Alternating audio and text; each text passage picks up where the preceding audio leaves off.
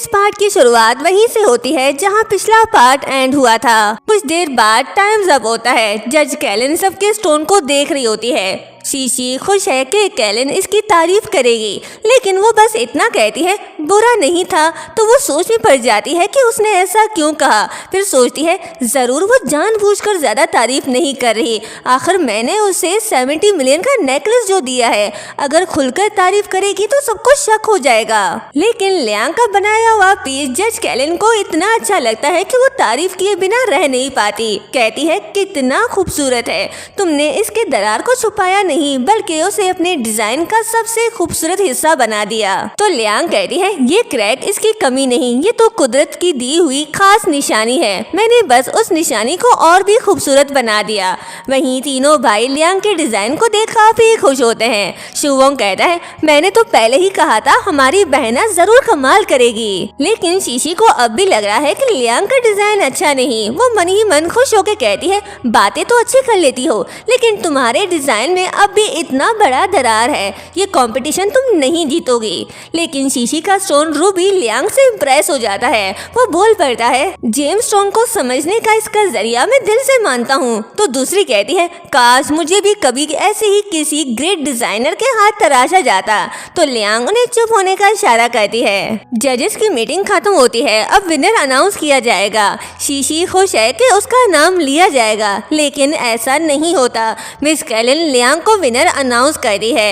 Liang के साथ साथ उसके तीनों भाई भी खुश हो जाते हैं, लेकिन शीशी तो जलकर राख हो जाती है। वो कहती है मैं इस रिजल्ट को नहीं मानती, मेरे स्टोन का वर्क ज्यादा अच्छा था। जो सुन मिस कैलन कहती है तुम्हारे डिजाइन में मेहनत और क्रिएटिविटी दोनों कम थे, जबकि लियांग ने अपने स्टोन के क्रैक को भी बहुत ब्यूटीफुली इनहेंस किया, जिससे उसकी खूबसूरती डबल हो गई। तो शीशी गुस्से में बोल पड़ती है फिर भी आप ऐसा नहीं कर सकती, भूलो मत मैंने आपको 70 मिलियन का नेकलेस गिफ्ट किया है। जो सुन वहाँ खड़े सभी लोग हैरान रह जाते हैं। शुवोंग कहता है पहली बार किसी को सबके सामने खुल्लम खुल्ला रिश्वत देते हुए देखा है। फिर शिंग को चिढ़ाते हुए कहता है अरे छोटे यही थी ना तेरी पहली वाली क्रश। तो शिंग कहता है बस करो यार, मेरी थोड़ी इज्जत तो रहने दो। वहीं शीशी की चमची जो हर वक्त उसकी तारीफ किया करती थी, उसकी साइड लिया करती थी, आज उसकी सच्चाई जानकर उसे नफरत करने लगी है। मिस कैलन भी कहती है ओ तो वो रिश्वत थी, लेकिन शायद तुम्हें इस कंपटीशन के रूल नहीं पता, यहाँ रिश्वत नहीं चलती। और लियांग को स्टेज पर बुलाकर अवार्ड दे देती है, जो देखकर उसके तीनों भाई तो खुशी से डांस करने लग जाते हैं। शिनयान जो कभी अपनी खुशी एक्सप्रेस नहीं करता था, उसने आज लियांग की खुशी का इजहार करते हुए पोस्ट डाला और लिखा कि मेरी बहन चैंपियन बन गई। जो देख शिंग कहता है वाह बड़े भाई वाकई कमाल के हो, दिल की बात कभी सामने आने नहीं देते और अब चुपके से सोशल मीडिया पर पोस्ट कर रहे हो, मैं भी पोस्ट करता हूँ। तीनों भाई पोस्ट करने में बिजी थे कि तभी लिन यी वहाँ आता है और कहता है मैं ये रिजल्ट नहीं मानता। उसे देख लियांग सोचती है ये गधा फिर से आ गया, और मिस कैलन से कहता है आप खुद को हमेशा इंसाफ परस्त जज कहती हो, फिर आपने चैंपियनशिप एक ऐसी लड़की को कैसे दे दी जिस पर पहले भी कॉपी करने का इल्जाम लग चुका है। ये लियांग सिर्फ शीशी की डिजाइन ही कॉपी नहीं करती, बल्कि इस बार कंपटीशन में भी इसके डिजाइन मिस्टर लोरिया के डिजाइन से बहुत ज्यादा मिलते हैं। यकीन नहीं आता तो खुद ही देख लो।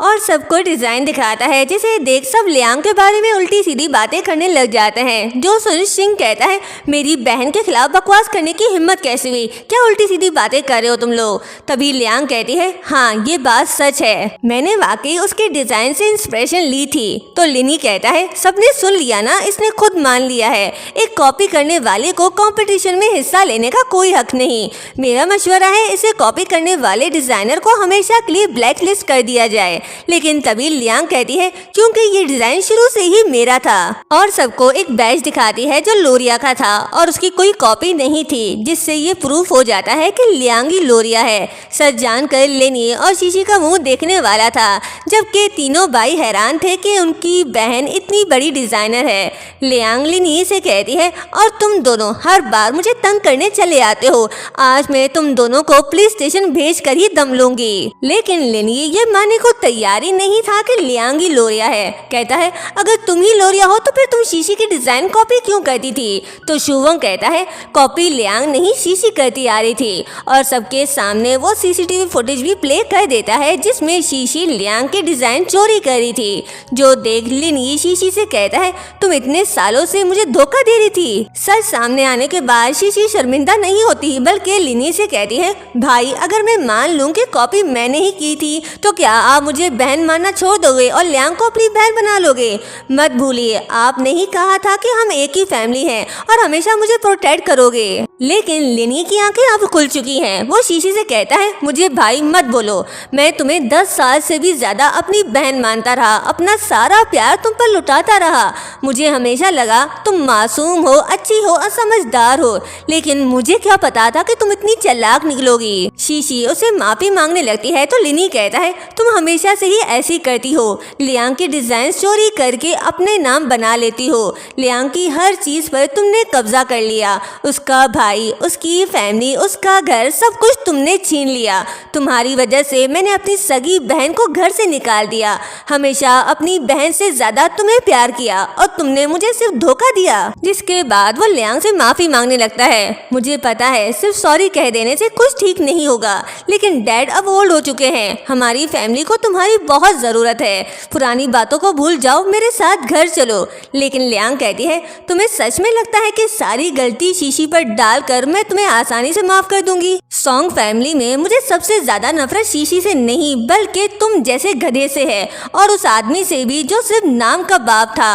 और वैसे भी अब मेरी अपनी एक फैमिली है, तो ऐसा सोचना भी मत कि मैं इस फैमिली को छोड़कर तुम्हारे साथ चलूंगी। तो लिन ये भड़क कर कहता है फैमिली बकवास मत करो, मुझे सब पता है, बाहर तुम इन तीनों भाइयों के साथ पता नहीं क्या चक्कर चला रही हो। आज मैं तुम्हें हर हाल में घर ले जाऊंगा। और उसे ले जाने के लिए जैसे ही हाथ आगे बढ़ाता है तो शू वोंग और शिंग सामने खड़े हो जाते हैं। तभी शिनयान वहां आता है और कहता है मेरी बहन को हाथ लगाने की हिम्मत मत करना, क्योंकि अब ये पी फैमिली के सबसे इम्पोर्टेंट पार्ट है। पी फैमिली का नाम सुन लिन ये हैरान हो जाता है और कहता है तुम लोग पी फैमिली के तीनों यंग मास्टर हो। शू वोंग कहता है आखिरकार पहचान ही लिया। शिंग भी बोल पड़ता है सुन गधे, अब लियांग पी फैमिली की बेटी है, अब वो कभी तुम्हारे साथ वापस जाकर तकलीफें नहीं उठाएगी। तो लिनी कहता है चाहे पी फैमिली कितनी भी अमीर हो, मैं फिर भी उसका सगा भाई हूँ। तो शिनयान कहता है अच्छा तो तुम खुद को उसका सगा भाई कहते हो, तो मुझे लियांग की बर्थ डेट बताना जरा, क्या तुम्हें पता है उसको क्या पसंद है, उसका फेवरेट कलर कौन सा है? अच्छा चलो ये सब छोड़ो, मुझे ये बताओ जब उस पर चोरी का इल्जाम लगा था तब तुमने उसके लिए क्या किया था? और जब उसे घर से बाहर निकाला गया था और जब उसको रोड पर मरने के लिए छोड़ दिया गया था तो क्या तुमने उसे बचाया था? नहीं। तो इन सब के बाद भी तुम खुद को उसका ब्रदर कैसे कह सकते हो? 20 साल से भी ज्यादा उसके सगे भाई बनकर भी तुम एक अच्छे भाई नहीं बन सके। मुझे देखो, मुझे लियांग से मिले हुए कुछ ही महीने हुए और मुझे उसके बारे में सब कुछ पता है जो एक ब्रदर को अपनी सिस्टर के बारे में पता होना चाहिए। तो लिन ये लियांग से कहता है क्या तुम सारी बातें भुलाकर हमें माफ नहीं कर सकती? तो लियांग को वही दिन याद आ जाता है जब वो रोड पर पड़ी हुई थी और माफी मांग रही थी, लेकिन किसी ने भी उसे नहीं बचाया था। जिसके बाद वो लिनी से कहती है मुझे तुम्हारी माफी की कोई जरूरत नहीं, क्योंकि मेरे पास बहुत अच्छी फैमिली है और मेरे भाई मुझसे बहुत प्यार करते हैं, इसलिए मुझे तुम्हारे झूठे प्यार की कोई जरूरत नहीं। तभी शू वोंग शीशी के पास जाता है और अटेम्प्ट टू मर्डर केस के लिए अरेस्ट कर लेता है। नेक्स्ट सीन में हम उन सबको घर पर देखते हैं जो डिनर टेबल पर लियांग की जीत को सेलिब्रेट कर रहे थे। शिंग कहता है सच कहूँ मैंने कभी सोचा भी नहीं था कि लोरिया हमारे घर में ही रहती है। मेरी बहन तो सुपरस्टार निकली। अगर हम दोनों मिलकर एक लाइव स्ट्रीम कर दें तो व्यूज की बारिश हो जाएगी। उसकी बकबक सुन लियांग कहती है तुम मेरा खाना खा लो, शायद खाना तुम्हारे मुंह को कुछ देर के लिए बंद कर दे। अभी सब खुश थे कि तभी शू वोंग के फोन पर एक मैसेज आता है जो देख वो थोड़ा सैड हो जाता है और अपने पॉकेट से एक कार्ड निकाल कर लियांग को देता है। कहता है मेरी तरफ से अपना बर्थडे गिफ्ट ले लेना। जो सुन लियांग थोड़ी परेशान हो जाती है और पूछती है अचानक मुझे बैंक कार्ड क्यों दे रहे हो, सब ठीक तो है ना, क्या आप कहीं जा रहे हो? तो वो कहता है मुझे एक मिशन पर जाना है, बस एक बात का डर है कहीं इतने देर बाद वापस आऊं तो तुम मुझे भूल न जाओ। लियांग कहती है क्या वो डेंजरस है? तो शू वोंग झूठ बोल देता है नहीं ऐसी कोई बात नहीं। लेकिन तभी उसका जैकेट बोल पड़ता है क्या मतलब खतरनाक नहीं, ये इंटरनेशनल क्राइम के खिलाफ लड़ा है, ये तो सीधा जिंदगी और मौत का खेल है। शू वोंग का फोन भी उसको सब सच बता देता है। तो लियांग कहती है आप कंट्री से बाहर जा रहे हो ना? तो शू वोंग कहता है अब मैं तुमसे कुछ छुपा भी नहीं सकता, हाँ मैं एक ओवरसीज मिशन पर जा रहा हूँ और पता नहीं कब वापस आऊंगा, इसलिए तुम सब अपना ख्याल रखना। ये सुन सभी इमोशनल हो जाते हैं। फिर जब लियांग को पता चलता है कि वो कल जा रहा है तो उसे शू वोंग की फिक्र होने लगती है। तो वो कहता है मैं तुमसे वादा करता हूँ मैं सही सलामत वापस आऊंगा, तुम फिक्र मत करना। नेक्स्ट डे शू वोंग मिशन के लिए जा रहा होता है तो सब उसे गुड बाय कहने आते हैं। शिंगतो से गले लगाकर इमोशनल हो जाता है। तो शू वोंग कहता है बस बस अब मुझे रुखसत करना बंद करो, ऐसा थोड़ी है कि मैं हमेशा के लिए जा रहा हूँ। तभी लियांग उसे एमुलेट देती है और कहती है ये मैंने अपने हाथों से बनाया है, ये आपको प्रोटेक्ट करेगा, और उसे हक कर लेती है। तो एमुलेट बोल पड़ती है बॉस फिकर नॉट, मैं भाई को प्रोटेक्ट करूंगा। लियांग और शिंग ने तो अच्छे से बाय बोल दिया लेकिन शिनयान ने नहीं। लियांग उसे कहती है अब ये एटीट्यूड छोड़ो, भाई को हक कर लो। लेकिन सीओ भाई नखरे करने लगता है तो शू वोंग उसे हक कर लेता है और अपने मिशन के लिए निकल जाता है। लेकिन तभी एक कार वहां आकर रुकती है जिसमें से डैड निकलते हैं और उनके साथ 3 लड़के और भी निकलते हैं, जिसे देखकर शिनयान कहता है बिग ब्रदर आ गए। और लियांग भी उनको हेलो कहती है लेकिन उनके फेस हमें नहीं दिखाए गए। और इसी के साथ सीजन 1 एंड होता है। अब ये तीनों भाई है कौन और लियांग उनका दिल कैसे जीतेगी ये तो हमें सीजन 2 में ही पता चलेगा। मिलते हैं बहुत जल्द, बाय बाय।